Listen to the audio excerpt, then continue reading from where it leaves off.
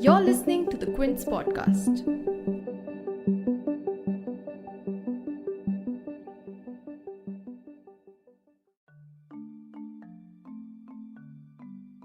The Centre on 25th February announced drastic changes and new rules for social media companies and also a new code of ethics for OTT streaming platforms like Netflix, Amazon Prime, and Hotstar.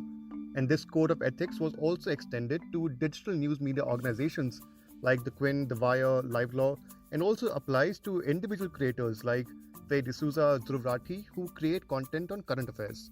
In a 30-page document titled Information Technology Guidelines for Intermediaries and Digital Media Ethics Code Rules 2021, the Centre has placed strict guidelines and regulations on online platforms and has also proposed a new grievance redressal mechanism for regulation of online media. Describing the new rules as soft touch mechanism and are aimed to empower users, Union Electronics and IT Minister Ravi Shankar Prasad on 25th February said that these new rules will be implemented in 3 months. However, a closer look at these rules uncover that they don't really empower users and are creating tighter control and are placing wide-ranging obligations on online platforms. In our previous episodes, we have analyzed how these new rules aim to regulate OTT platform content, specifically in the case of Amazon Prime India's show Tandav. You can find the link to those episodes in our show notes. In this episode, we are going to break down how these new rules are extended to digital news publications and regulate their functioning, and the two petitions filed by two news media organizations, namely the Foundation of Independent Journalists and LiveLaw India, a legal media portal. To discuss all this for today's episode, I sat down with the Quint's legal consultant, Karan Tripathi. You're tuned in to The Big Story, the podcast where we dissect the headline-making news for you, and I'm your host, Himmat.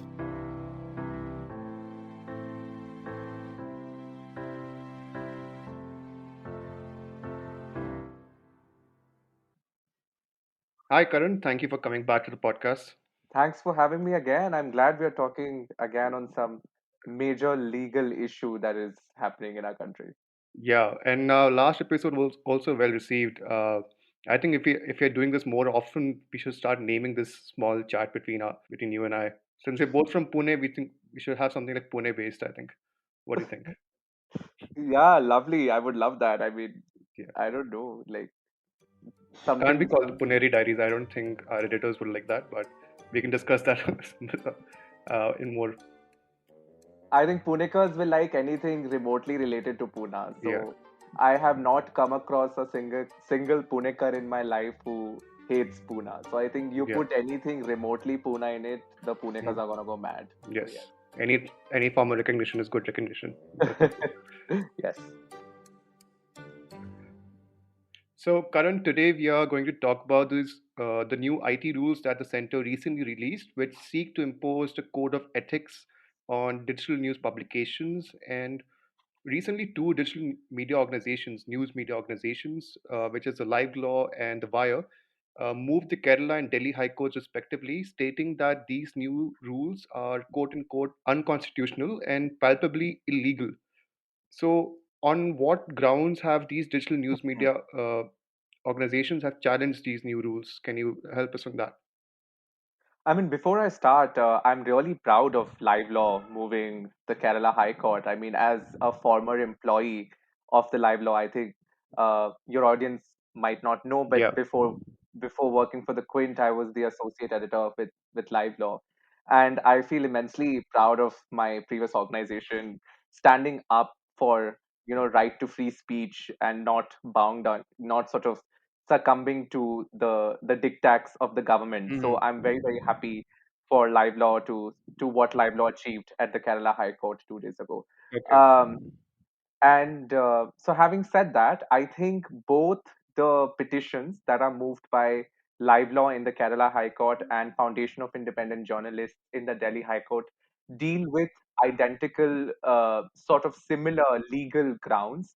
And one of the major legal grounds is that you cannot regulate the content on digital media under the Information Technology Act. And I think that is the major argument that is being put across by both the petitions in the High Court and the Kerala High Court, in Hmm. the Delhi High Court and the Kerala High Court. Hmm.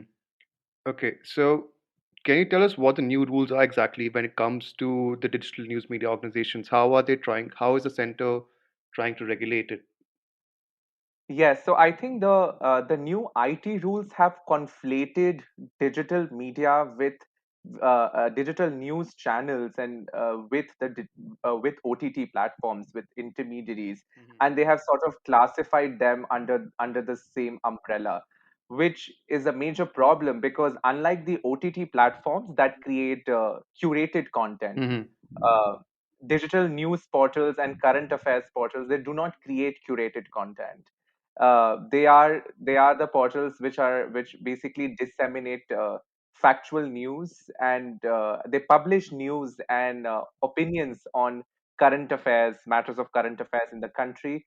They do not they do not sort of host curated content like the OTT platforms do. So one of the major problems that are there in the new rules is conflating digital media, which is news and current affairs content, with the social media platforms and the OTT platforms. I think that conflation is one of the major problems in the new rules. Okay. But so, for my understanding, what the government is trying to do is regulate media under the IT Act of 2000. But I thought the news media can only be regulated under the Press Council Act and the Cable TV Act. So, what section of the IT Act are they actually using to regulate media, or have they introduced new sections in it? Yes, so because they have conflated news content with digital media or OTT platforms, the government is able to extend the regulatory framework that they're planning to put across for intermediaries and OTT platforms to even Hmm. digital news platforms. So they're able to expand the reach of their Hmm. regulatory framework for intermediaries. Now the problem is that they can't do that under Information Technology Act because Hmm. the ITR doesn't allow them to do that.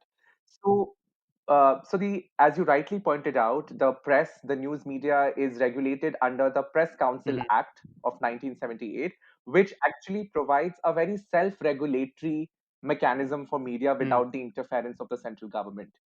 And likewise, you have the Cable TV Network Regulation Act of 1995, which provides a program code, and Hmm. advertising code for regulating content on TV networks. So you have two Okay. specific legislations in place, and you have the Cable TV Hmm. regulation rules also. So you have two Yeah. specific legislations or laws Hmm. for regulating media per se. Then what was the need of coming up with this third Hmm. such set of code of ethics, and that too under the Information Technology Act, which doesn't purport or which doesn't envisage Hmm. regulation of media. So, I mean, why do we say that? Why do we say that the IT Act doesn't envisage regulation of Hmm. media, of news channels? Is that you look at the object Hmm. and purpose of the IT Act. The object and purpose of the IT Act is restricted to, legal recognition and authentication of electronic data, electronic communication, and receipts of electronic data as evidence. So it's mostly to do with authentication of all electronic Hmm. documentation, electronic data, how to receive that data and use that data as evidence.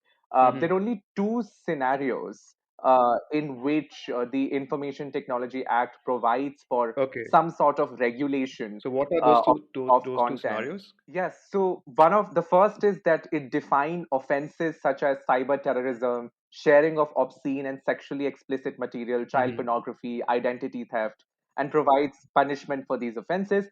And the second is that and the second is Section 69A, which is basically issuing a direction to an intermediary for blocking a website in the interest of, and there are various grounds laid down like Okay. sovereignty and integrity of India, defense of India, security of the state, friendly relations with foreign Hmm. state, public order, preventing incitement to the commission of a cognizable offense. So these are the various grounds laid down Hmm. in Section 69A, under which a direction can be issued to an intermediary for taking down content.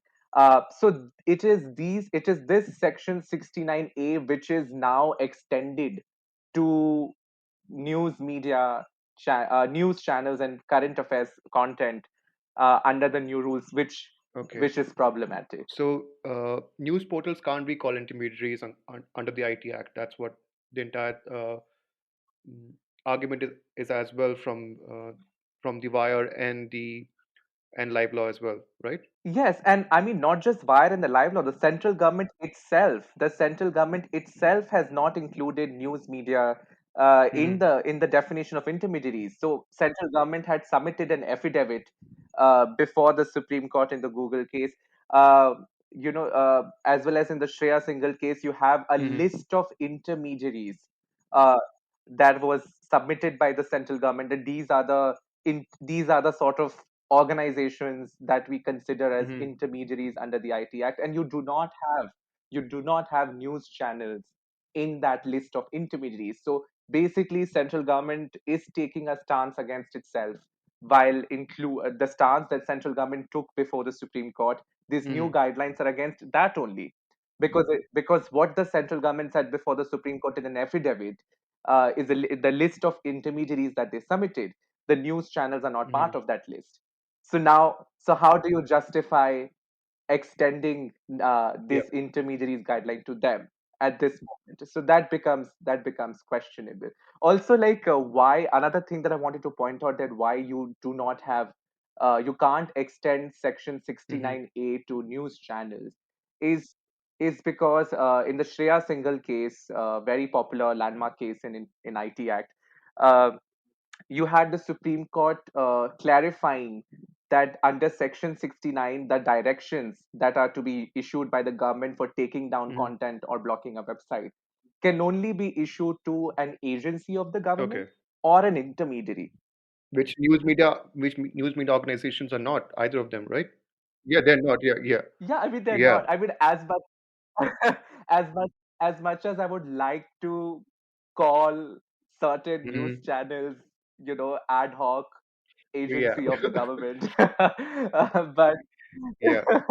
as much as there is a general belief that some media platforms have Mm-hmm. compromised to the agenda of the government, but on paper, under law, they are Mm-hmm. not the agency of the government, Yeah. and they're not the intermediaries. So you cannot extend section Okay. 69 So to one them more at all. thing, which I was very curious about these new IT rules, especially when it comes to OTT platforms and digital news media organizations as well, is that the government focused as there's no grievance redressal mechanism. Basically, there's no way or system in place where if let's say I as a person reading the news have a problem with the news, I should be able to escalate it all the way. I should be able to escalate it to the publisher of that news or to that platform or to the government as well. So the government did implement a new redressal mechanism or system, basically. Not implement, but I think they proposed a new rule which has a three-tier grievance redressal system. So what is that exactly? Yes, I think this three-tier grievance redressal system is also one of the major contentions in both the petitions moved before two high courts. So the first tier of grievance redressal is the grievance redressal officer. So every publication needs to have a grievance redressal officer uh, who will sort of take up complaints by any person having a grievance regarding content, right? Uh, then there is a second tier, which is basically an appellate, quote unquote, self-regulating body, which is actually a misnomer. Uh, but but there is supposed to be an appellate body, which the publishers and the associations themselves have to create. However, with the approval of the IT ministry. So so even if this second tier quote unquote self-regulating body is being created, it cannot be created without the approval of the IT ministry. So you have it being sort of subjected to the approval of the IT ministry. Or being recognized, it has to be approved. It can't also be Yeah, no, recognized. it has Yeah, to be approved by the IT industry. approved. Okay, Uh, wow. and so this second tier, which is an appellate body, has the power to warn or censure, requiring a Mhm. publisher to apologize or display a Okay, warning and disclaimer. Uh, However, this particular second tier has to report non-compliance of its orders and certain classes of content. I mean, I don't know what these certain classes of content are, okay. to the third tier body. Hmm. I mean, the topmost body Okay. in this three-tier So system. what is the third tier body? Let's come to that now. Yeah, Let me see how much can I escalate my problem to? Where can I escalate it to? yeah. I mean, as we move upwards in the pyramid, from the lower Hmm. tier to higher tier, we see that the accountability and transparency goes down. Yeah. So in the first year we had little bit of a transparency and Hmm. self-regulation, little less self-regulation in the second, and the third is Yeah. completely Okay. completely high-handed. The government tried to sort of overreach. Hmm. So the third and the final appellate body is some sort of an interdepartmental committee, Okay. which is headed by an authorized officer of the government of India, and it Okay. consists chiefly of the serving officials from various government ministries. Uh, Hmm. so this body, apart from hearing appeals from the second tier appellate self-regulating body, it Hmm. can also take complaints directly referred to it by INB ministry. So there is Okay. there is some sort of a direct route. So basically, if INB Hmm. ministry thinks that certain content is offensive, they can directly go to this third body. So they will not go to Okay. like grievance redressal second tier. Okay. They can directly go to the interdepartmental committee, which is the highest Hmm. tier. And also this highest tier of regulation, it can also recommend to the INB ministry to modify, delete, even block content, um, in the cases of certain perceived dangers. So you see that this government, because this highest body is literally a government body, Yeah. has been given overarching powers Yeah. for censure, for seeking apologies, and taking down Yeah. and blocking and deleting Hmm. content. So, so you then ask yourself, and Himat, I actually ask you, like how much of self-regulation is there in this self-regulatory framework? I can see that the regulation and censorship can will go up, like as furious I am as a person with a certain content that I see online or any news as well. I can just scale it up and actually appeal to the information and broadcasting ministry that uh, I want this to be deleted or modified or blocked, and so much so that the appellate body can itself actually recommend, which is quite alarming as well, how much regulation they have created. Yeah, and you just look at the grounds that trigger regulation. Yeah. So they have introduced certain grounds, which are extremely vague, ambiguous, and Hmm. they are beyond the scope of 69A. You know, Okay. and so as you know, I'm again bringing the famous Shreya Singhal versus Union of India. So Hmm. in that case, the Supreme Court had struck down Section 66A of the IT Act. Uh, and Hmm. when the Supreme Court did that, the reasoning was that the grounds such as annoyance or offensive are too vague to penalize content, right? Um, Hmm. so the main idea of the Supreme Court in striking down 66A was that the government cannot penalize content on the basis of really ambiguous and vague grounds like annoyance or offensive. Yeah. But you Hmm. see what is happening here, that the government through this digital media code is trying to revive, and actually I would call it unlawfully revive the elements Hmm. of Section 66A, because the Hmm. Section 66A is gone.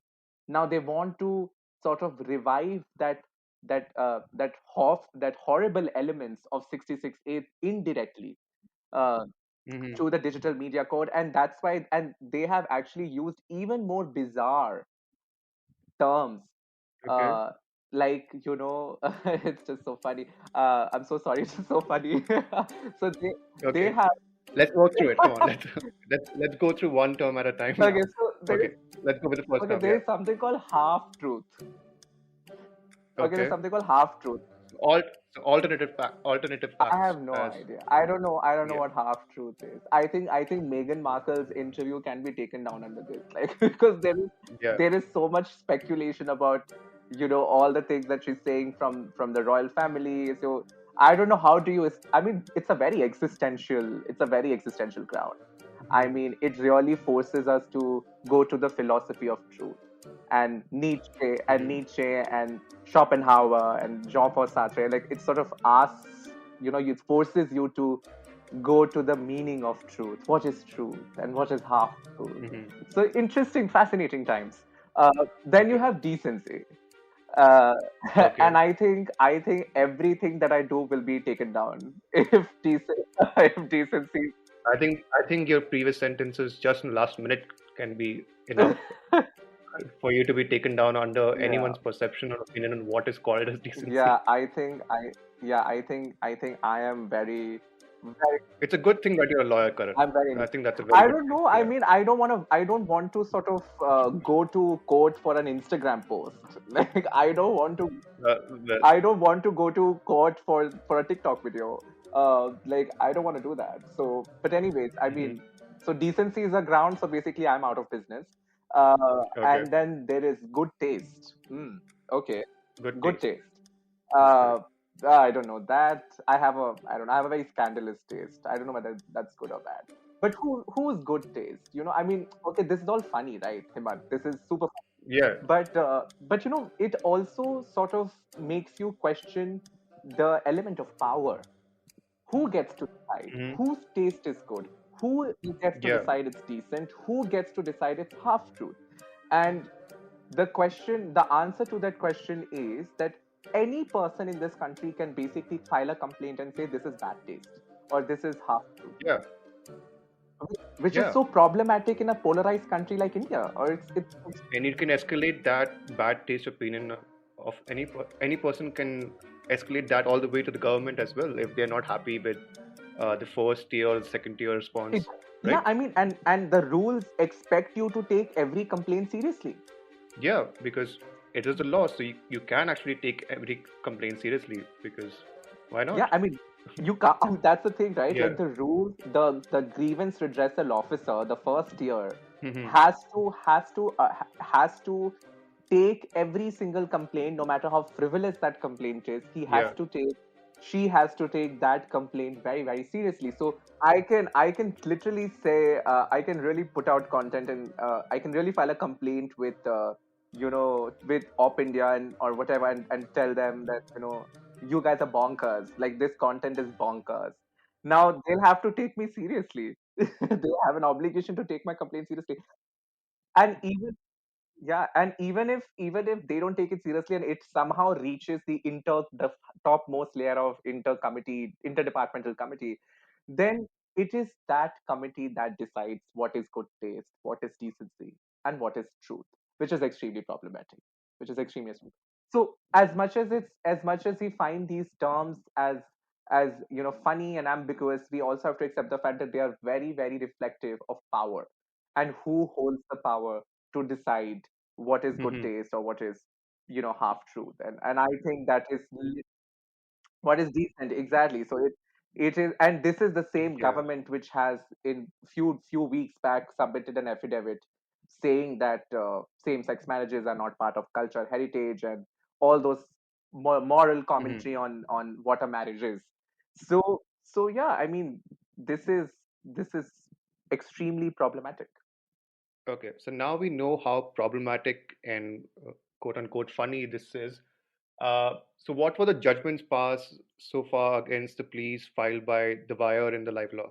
I think, Himat, you have a lot of confidence in our judiciary. I, I, I'm an optimist. Like, let's go with it. Yeah, so there is no judgment as such that has been passed in either of the Okay. petitions, but you have notice being issued in the Delhi High Court Hmm. to the central government, to the Ministry of Information Technology and Electronics, and INB Ministry to sort of submit their response to Okay. the allegations or the problems or the grievances raised by the petitioner. Hmm. But in the Kerala High Court, the court went a step further, and they This is the case which was moved by the live law, I yes. guess. Okay. So the Kerala High Court went a step further, and they said that no, central government cannot take any action against LiveLaw under Part 3 of the rules, which deals with digital media, until Hmm. unless we decide this petition. So I think that is good. That is good. I Okay. mean, that's a big, big move, actually. Like, you are basically provided immunity uh, to a digital media platform Hmm. till the time you decide this petition. And however you decide that petition, that's secondary. but at least as a media house, I am safe till the time uh, that petition is decided. But again, that's the protection only extended to live laws. So now, what like do you expect other media houses to sort of also approach court individually in search of that Yeah. protection? So yeah, I mean, and also like you see, there are two. This demand for interim protection was also raised before Delhi High Court. The wire Mhm. had also asked protection, but the Delhi High Court did not give that. Delhi High Court said, no, we are not inclined, but we Mhm. are issuing notice to the central government. So, Okay. so the courts, the high courts are also dealing with these petitions slightly differently, Mhm. which I personally think, and it's sort of like a wager, that these petitions might just end up being in Supreme Court. I think, Okay. yeah, I think the center will move Supreme Court saying that transfer all these petitions from various high courts, because I think someone might just move it in Karnataka High Court also. So Mhm. I think what is going to happen is that they're going to be like, let's club all these petitions before the Supreme Court, and then the fate of these new rules will be in the hands of the Supreme Court. So yeah, I mean that is the sort of trajectory that I'm Yeah. looking at, but we will see. Okay.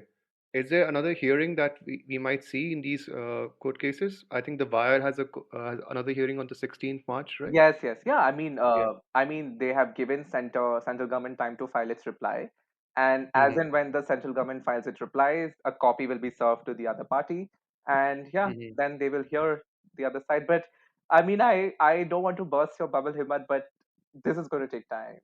This is, Okay. yeah, considering So that. we still have a lot of ground to cover when it comes to what is decent. I think that is the first ground to cover, and what is good taste. Uh, but yeah, as you said, we still have a lot of.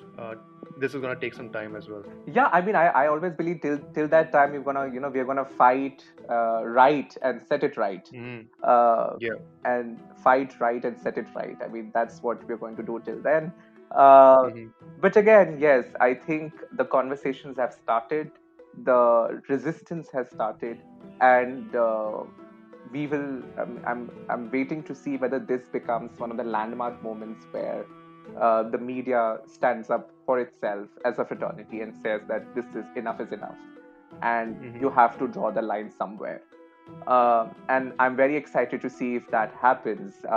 Will we have our own New York Times versus the United States of America? Will we have our own Washington Post versus United States of America? So are we going to have Mhm. those moments for our own media houses? I'm very excited to see. Mhm.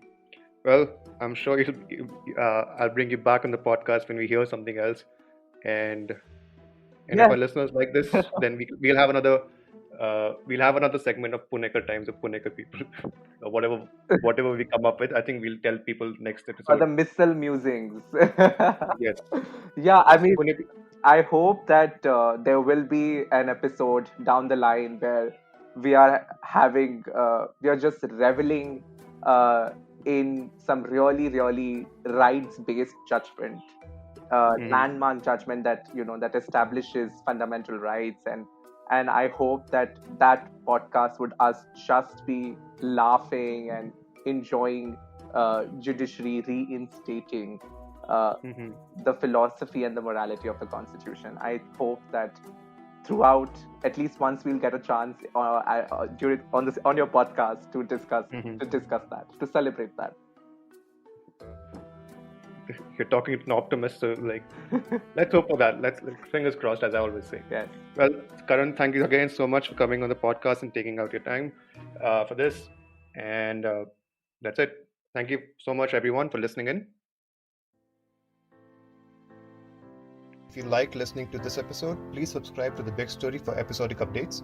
We're available on Apple, Google Podcasts, Spotify, JioSaavn, and most of the other popular podcast streaming platforms. For other podcasts, please log on to the Quint website, and for any feedback, please shoot an email to podcast@thequint.com.